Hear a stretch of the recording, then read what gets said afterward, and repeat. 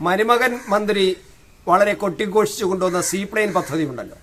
ആ പദ്ധതി കേരളത്തിന്റെ ടൂറിസം പദ്ധതിയാണെന്നും കേരളത്തിന്റെ ടൂറിസം മേഖല ഇതാ അങ്ങ് ഉച്ചത്തിൽ ഉയരാൻ പോകുന്നുവെന്നൊക്കെയാണ് ടൂറിസം മന്ത്രി കൂടിയായ മുഹമ്മദ് റിയാസ് പറഞ്ഞത്. നല്ല കാര്യം. കാരണം അദ്ദേഹത്തിന്റെ കാലഘട്ടത്തിൽ ഇപ്പോൾ ആരായാലും മന്ത്രിയാണ് അദ്ദേഹം, നമ്മുടെ സംസ്ഥാനത്തിന്റെ മന്ത്രിയാണ്. അദ്ദേഹത്തിന്റെ വകുപ്പ് വളരെ വിപുലമാക്കാനും വളരെ ഉയരത്തിൽ കൊണ്ടുവരാനും അതുവഴി കേരളത്തിന് ഒരുപാട് നാണ്യം എത്താനും വിദേശ നാണ്യം എത്താനും ടൂറിസ്റ്റുകൾ എത്താനും സഹായിക്കുന്ന നമ്മുടെ വികസനത്തിന്റെ ഭാഗം തന്നെയാണ്. പല സംസ്ഥാനങ്ങളും ടൂറിസം കൊണ്ട് മാത്രം നിലനിൽക്കുന്ന സംസ്ഥാനങ്ങളുണ്ട്. നമുക്കും ഇനിയിപ്പോൾ അങ്ങനെ പറ്റുള്ളൂ. അപ്പോൾ അതുകൊണ്ട് മന്ത്രി അത് ടൂറിസം ഡെവലപ്മെന്റിന് വേണ്ടി കൊണ്ടുവന്ന പദ്ധതിയാണെന്ന് പറയുന്നതിന് തെറ്റൊന്നുമില്ല. പക്ഷേ പറയുമ്പോൾ സത്യം പറയണം. അതായത് ഈ പദ്ധതി എന്ന് പറയുന്നത് സംസ്ഥാന സർക്കാരിന്റെ പദ്ധതിയല്ല.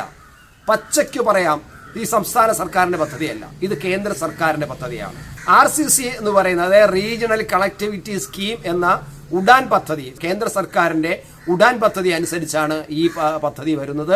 അത് രാജ്യത്തിന്റെ പല സംസ്ഥാനങ്ങളിലും ഇത്തരത്തിൽ ഈ ഉഡാൻ പദ്ധതി, ഈ പറയുന്ന സീപ്ലെയിൻ പദ്ധതി നടപ്പിലാക്കുന്നു. അതിന്റെ ഭാഗമായിട്ട് കേരളത്തിലും അതിന്റെ പദ്ധതി നടപ്പിലാക്കുന്നതാണ്. മാത്രമല്ല അത് ഇനിയിപ്പോ ഇത് നടത്താൻ പോകുന്ന കമ്പനി, സ്വകാര്യ കമ്പനി, അവരുടെ ഒരു ഡെമോ നടത്തിയതാണത്. ഉദ്ഘാടനമൊന്നുമല്ല കേട്ടോ. ഈ കേരളത്തിലെ ജനങ്ങളുടെ മുമ്പിൽ ഇങ്ങനെ ഫ്ലാഗ് ഓഫ് ചെയ്തിട്ട് മന്ത്രി മുഹമ്മദ് റിയാസ് ഇതാ വലിയൊരു പദ്ധതി വന്നു എന്നൊക്കെ പറഞ്ഞപ്പോൾ നമ്മൾ പാവം കേരളത്തിലെ ജനങ്ങളെ നിന്ന് വിശ്വസിച്ചു. കാരണം കേരളത്തിലെ ജനങ്ങളെ പറ്റിക്കാൻ വളരെ എളുപ്പമാണല്ലോ. കിറ്റ് കൊടുത്താൽ വോട്ട് കിട്ടുന്ന നാടായി കേരളം മാറിയിട്ടുണ്ടല്ലോ. അപ്പോൾ അതുകൊണ്ട് തന്നെ കേരളത്തിലെ ജനങ്ങളെ പറ്റിക്കാൻ വളരെ എളുപ്പമാണ്. മാത്രമല്ല അടിമകളായ പാർട്ടി പ്രവർത്തകർ ഇത് ഏറ്റുപാടി നടന്നുകൊള്ളുമെന്നുള്ളത് കൊണ്ടും കൃത്യമായിട്ടും ഇത്തരം കാര്യങ്ങൾ ചെയ്തതാണ്. പക്ഷെ സംഭവം ഉഡാൻ പദ്ധതിയാണ്, കേന്ദ്ര സർക്കാരിന്റെ ഉഡാൻ പദ്ധതിയാണ്. സാഗർമാല പദ്ധതി എന്ന പദ്ധതിയുമായിട്ട് ചേർന്നുകൊണ്ട് കേന്ദ്ര സർക്കാരിന്റെ ഉഡാൻ പദ്ധതിയിൽ പെടുത്തുന്നതാണ്. അത് ആന്ധ്രാപ്രദേശില് ചന്ദ്രബാബു നായിഡു അത് അവിടെ നടത്തിക്കഴിഞ്ഞു. ഇതുപോലെ അവിടെ ഒരു ഡെമോ നടത്തിക്കഴിഞ്ഞു. എല്ലാ സംസ്ഥാനങ്ങളിലും ഈ പദ്ധതി നടപ്പിലാക്കാൻ ആഗ്രഹിക്കുന്ന സംസ്ഥാനങ്ങളിലും ഈ വിമാന കമ്പനി, സ്വകാര്യ കമ്പനി അവരതിന്റെ ഡെമോ നടത്തുന്നുണ്ട്. ആ ഡെമോയുടെ ഭാഗമായിട്ടാണ് കഴിഞ്ഞ ദിവസം കേരളത്തിലും ഈ പദ്ധതിയുടെ വിമാനം പറന്നുയർന്നത്.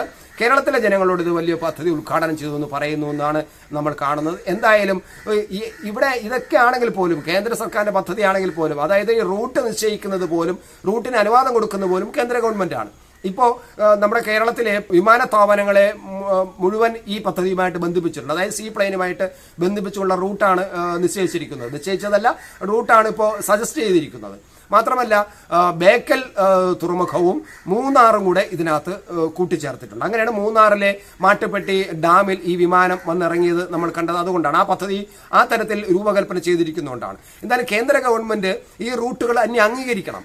ഇപ്പോൾ ബേക്കൽ പദ്ധതിയുമായിട്ടും നമ്മുടെ കേരളത്തിലെ വിമാനത്താവളങ്ങളെയും പിന്നെ അതുപോലെ ബേക്കൽ പദ്ധതിയെയും ഈ മൂന്നാറിനെയും പിന്നെ എറണാകുളത്തെ ബോൾക്കാട്ടി ലേക്കും ഒക്കെ ചേർത്തുകൊണ്ടുള്ള ഈ റൂട്ട് ഇനി കേന്ദ്ര ഗവൺമെന്റ് അംഗീകരിക്കണം. അംഗീകരിച്ചു കഴിഞ്ഞാൽ മാത്രമാണ് ഈ പദ്ധതിയായിട്ട് ഇനി വരാൻ പോകുന്നത്.